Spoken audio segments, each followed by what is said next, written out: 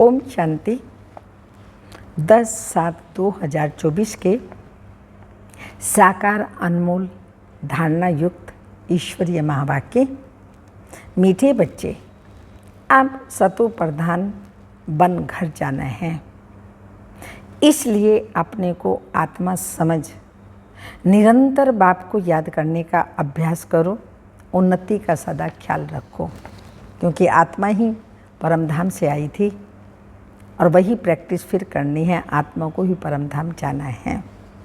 Question, पढ़ाई में दिन प्रतिदिन आगे बढ़ रहे हैं या पीछे हट रहे हैं, उसकी निशानी क्या है? आंसर है, पढ़ाई में अगर आगे बढ़ रहे हैं तो हल्केपन का अनुभव होगा। बुद्धि में रहेगा यह शरीर तो छीछी है, इसको छोड़ना है, हमको तो अब घर जाना है।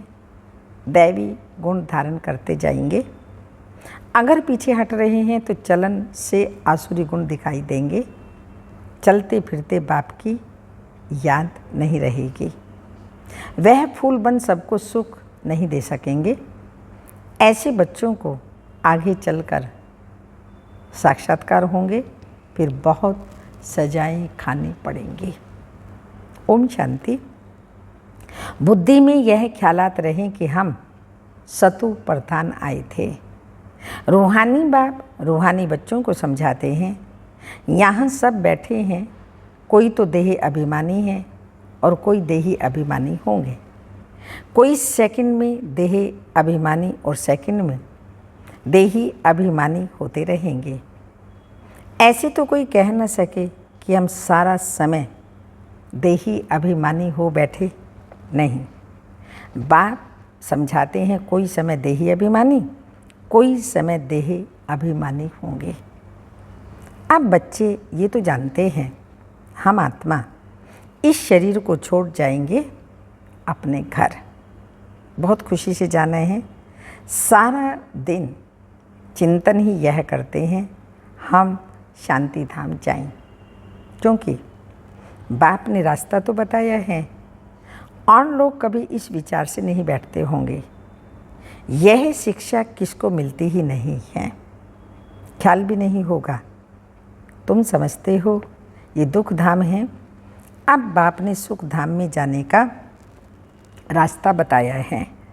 जितना बाप को याद करेंगे उतना संपूर्ण बन यथा योग्य शांति धाम जाएंगे।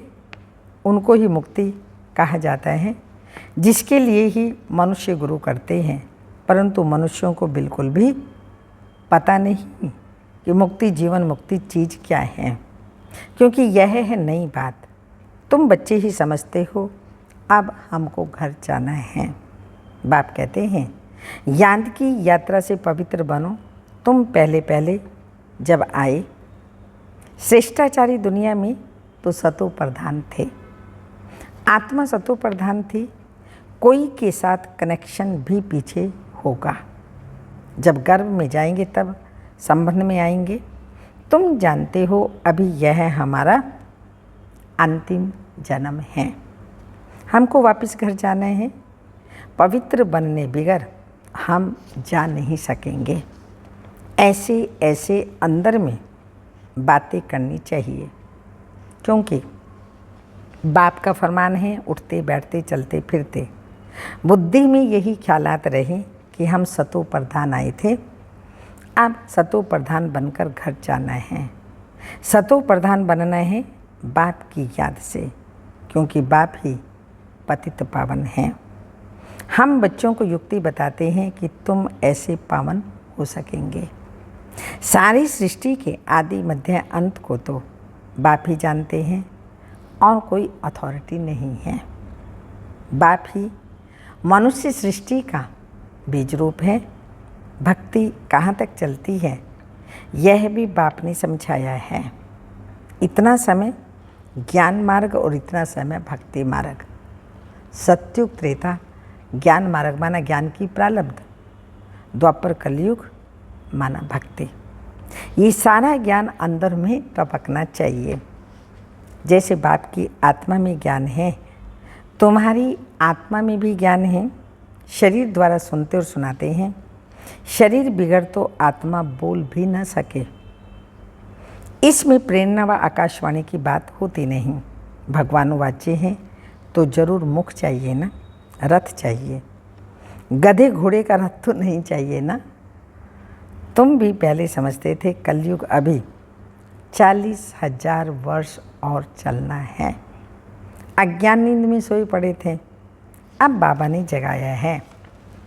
तुम भी अज्ञान में थे, अब ज्ञान मिला है। अज्ञान कहा जाता है भक्ति को। बिना परिचय, बिना संबंध पूजा करना, ये अंधविश्वास है।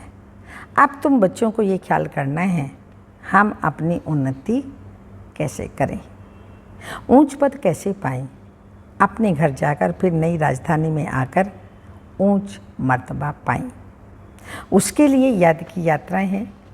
अपने को आत्मा तो जरूर समझना है। हम सब आत्माओं का बाप परमात्मा है। ये तो बहुत सिंपल है, परंतु मनुष्य इतनी बात भी नहीं समझते।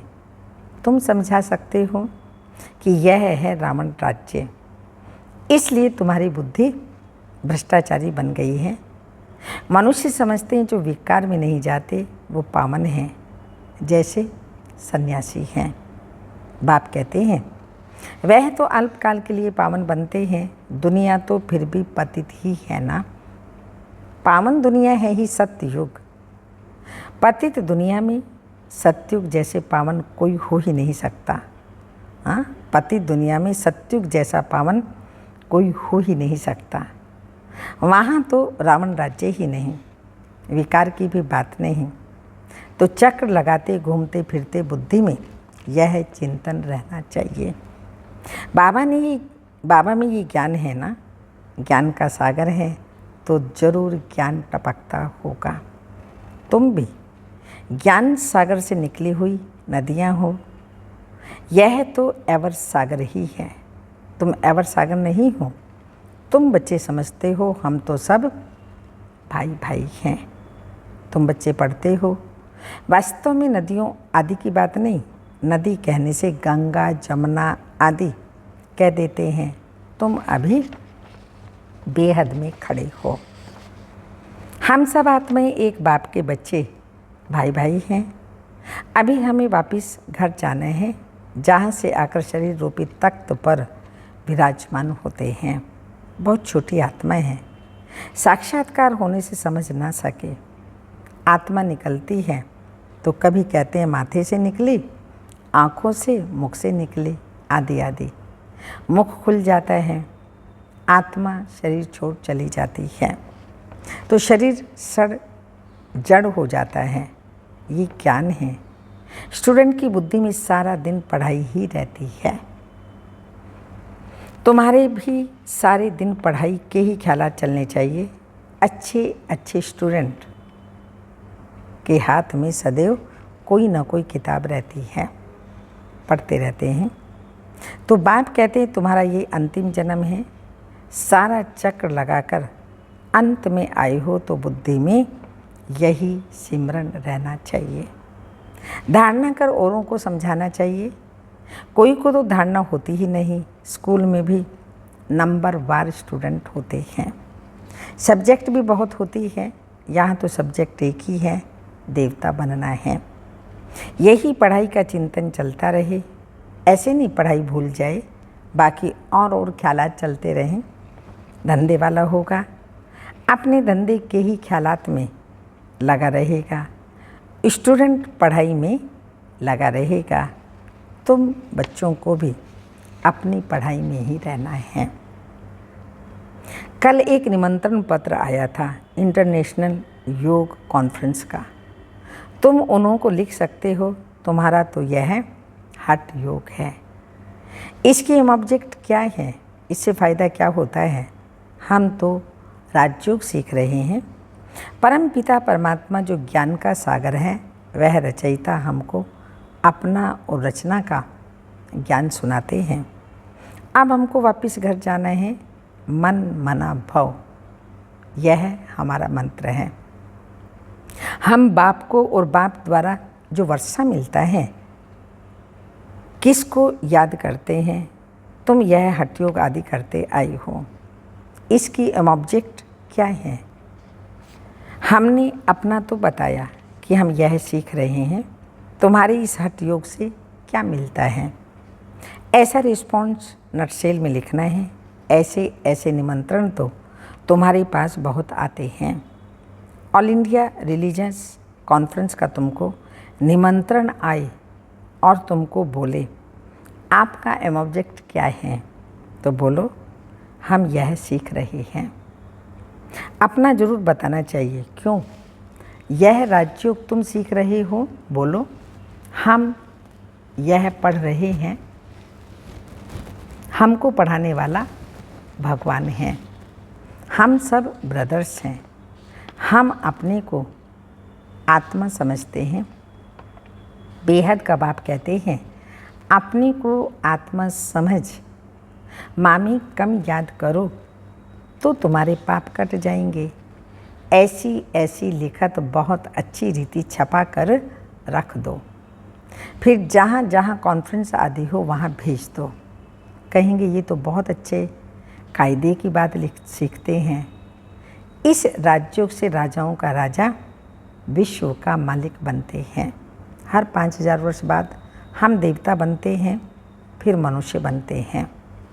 ऐसे ऐसे विचार सागर मंथन कर फर्स्ट क्लास लिखत बनानी चाहिए। उद्देश्य तुमसे पूछ सकते हैं तो यह छपा हुआ रखा हो, हमारी एम ऑब्जेक्ट यह है, ऐसे लिखने से टेम्पटेशन होगी। इसमें कोई हठयोग का व शास्त्र अर्थ करने की बात नहीं है। उनको शास्त्र अर्थ का भी कितना अहंकार रहता है। वे अपने को शास्त्रों की अथॉरिटी समझते हैं, वास्तव में तो वह पुजारी हैं। अथॉरिटी तो पूज्य को कहेंगे, पुजारी को क्या कहेंगे? तो यह क्लियर कर लिखना चाहिए हम क्या सीखते हैं। बीके का नाम तो मशहूर हो गया है ना। योग तो 2 प्रकार का है, एक हठ योग और दूसरा है सहज योग। वह तो कोई मनुष्य सिखला न सके। राजयोग एक परमात्मा ही सिखलाते हैं, बाकी वह अनेक प्रकार के योग हैं मनुष्य मत पर। वहाँ देवताओं को तो किसके मत की दरकार नहीं, क्योंकि वर्षा लिया हुआ है। यह है देवताएं अर्थात दैवी गुण वाले। जिनमें ऐसे गुण नहीं उनको असुर कहा जाता है। देवताओं का राज्य था, फिर वह कहाँ गए? 84 जन्म कैसे लिए? सीढ़ी पर समझाना चाहिए। सीढ़ी बड़ी अच्छी है, जो तुम्हारी दिल में है वह इस सीढ़ी में है। सारा मदार है पढ़ाई पर। पढ़ाई है सोर्स ऑफ इनकम। यह है सबसे ऊंची पढ़ाई, द बेस्ट। दुनिया नहीं जानती कि द बेस्ट कौन सी पढ़ाई है। इस पढ़ाई से मनुष्य से डबल क्राउन बन जाते हैं ना, मनुष्य से देवता डबल क्राउन बन जाते हैं।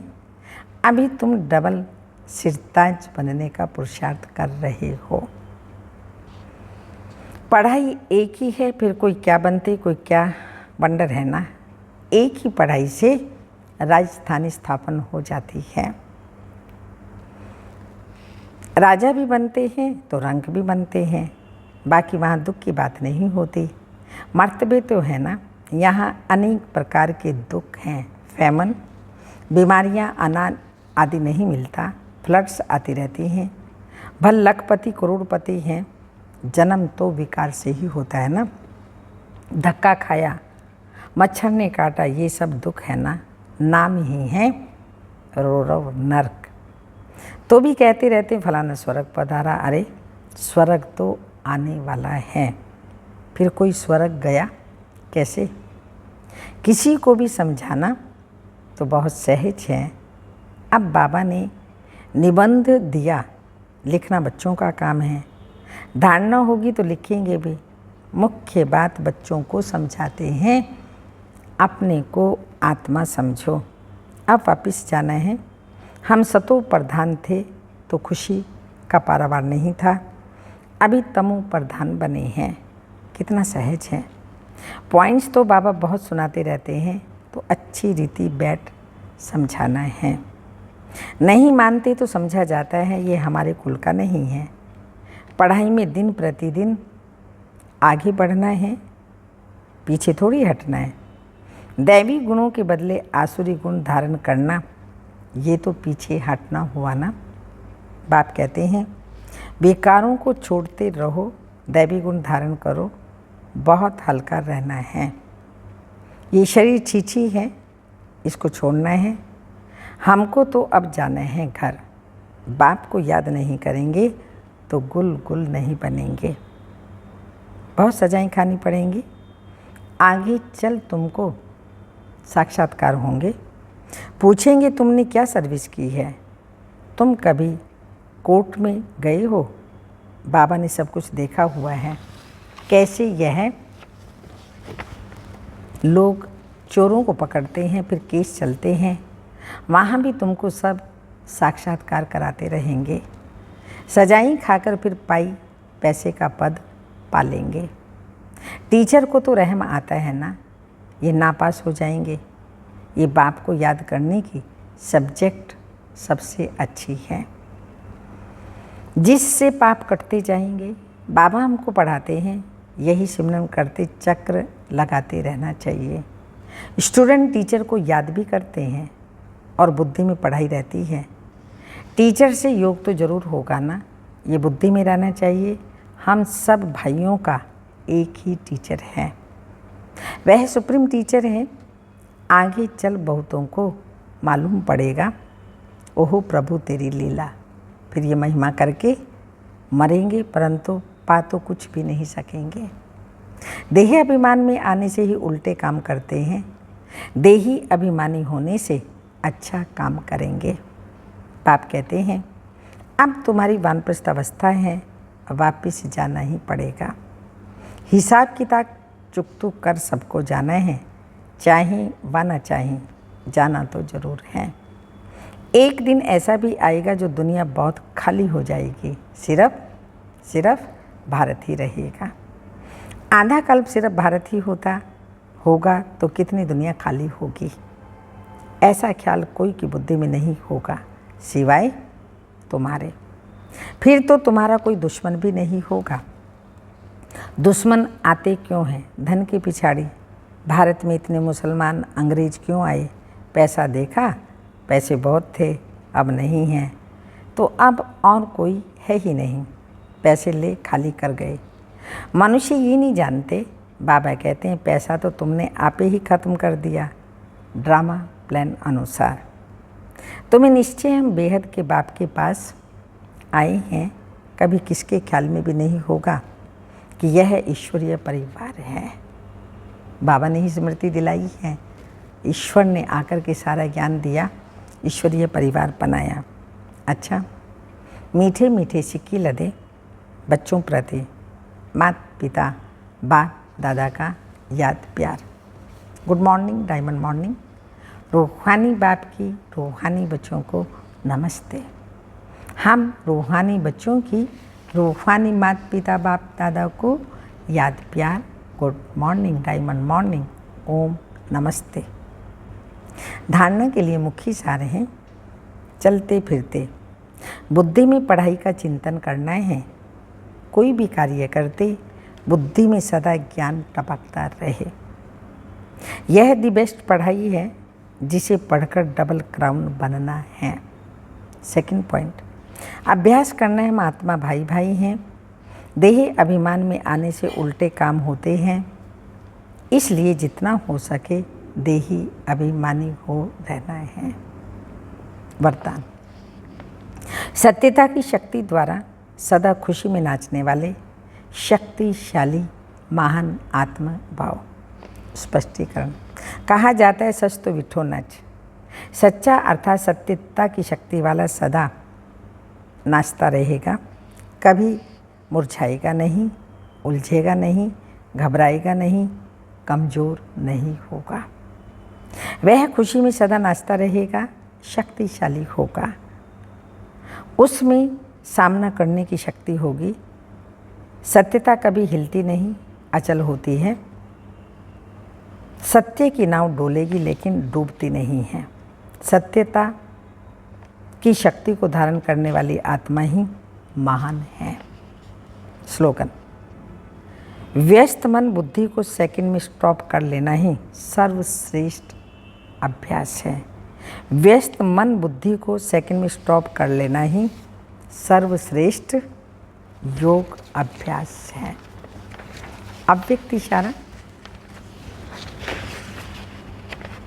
कोई देहधारी दृष्टि से आपके सामने आए तो आप 1 सेकंड में उनको आत्मिक दृष्टि से परिवर्तित कर दो। उनकी दृष्टि को अपनी आत्मिक दृष्टि से परिवर्तित कर लो। कोई गिराने की वृत्ति से व अपने संग दोष मिलाने की दृष्टि से सामने आए तो आप उनको सदा श्रेष्ठ संग के आधार से संग दोष से निकाल श्रेष्ठ संग लगाने वाला बना दो। यही है परोपकारी बनना। ओम शांति।